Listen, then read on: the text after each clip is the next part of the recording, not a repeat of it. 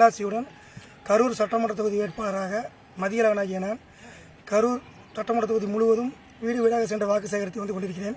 அதன் அடிப்படையில் இன்று கரூர் 44வது வார்டுக்குட்பட்ட பாரதிதாசன் நகர், வெள்ளைக்கொண்டனூர் மற்றும் நவலடி நகர் போன்ற பகுதிகளில் வாக்கு சேகரித்து கொண்டிருக்கிறேன்.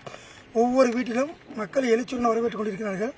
தளபதியின் ஆட்சியை மலர வேண்டும் என்று ஒவ்வொரு வீட்டிலும் அமைதி புரட்சி நிலவி கொண்டிருக்கிறது.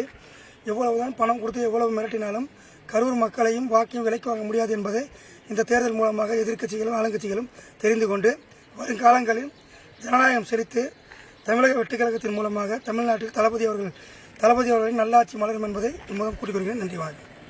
வழிபோறீங்க. ரெஸ்பான்ஸ் எப்படி இருக்கு உங்களுக்கு?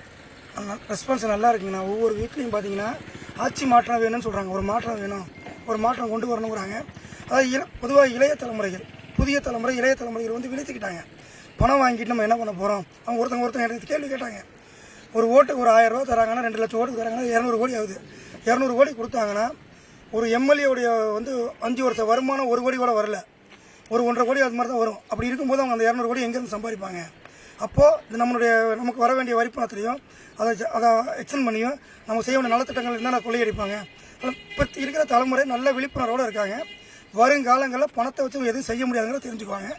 வருங்காலம் தளபதியினுடைய காலம், தமிழக வெற்றி கழகத்தின் காலம் இளைஞரின் காலமாக அமையும். எங்களுடைய தமிழ்நாடு மட்டுமல்ல, கரூர் மட்டுமல்ல, எல்லா பக்கமும் தலைவருடைய கொள்கைகளையும் தலைவருடைய வாக்குறுதிகளையும் வந்து நாங்கள் சொல்லி ஓட்டு கேட்டுட்டு இருக்கிறோம். இலவசங்கள்னு இல்லாமல் தலைவர் நேற்று பார்த்தீங்கன்னா ஏஐக்குன்னு தனியாக ஒரு அமைச்சகமே உருவாக்கப்படும் இருக்காரு. ஏஐ பல்கலைக்கழகம் உருவாக்கப்படும் சொல்லியிருக்காரு. ஒவ்வொரு வீட்டுக்கும் வந்து ஸ்மார்ட் கார்டு கொடுக்கப்படும் இருக்காரு. எந்த டாக்குமெண்ட்ஸு எல்லாமே ஒரே கார்டு மூலியமா வந்துடும். அது மூலியமாக நம்ம வீட்டில் இருந்தால் நமக்கு தேவையான அரசாங்க தேவைகள் எல்லாமே பூர்த்தி செய்யலாம்னு சொல்லியிருக்காரு. எங்கேயும் போய் பணம் கொடுத்தோ லஞ்சம் கொடுத்தோ எந்த ஒரு காரியமும் சாதிக்க வேண்டாம்னு சொல்லியிருக்காரு. மக்களுடைய கோரிக்கைகளை சட்டசபையில் விவாதிக்கப்படும் சொல்லியிருக்காரு. மக்களுடைய கோரிக்கைகளை வந்து ஏற்றுக்கொள்ள எல்லாமே அரசாங்கம் நடக்கும்னு சொல்லியிருக்காரு.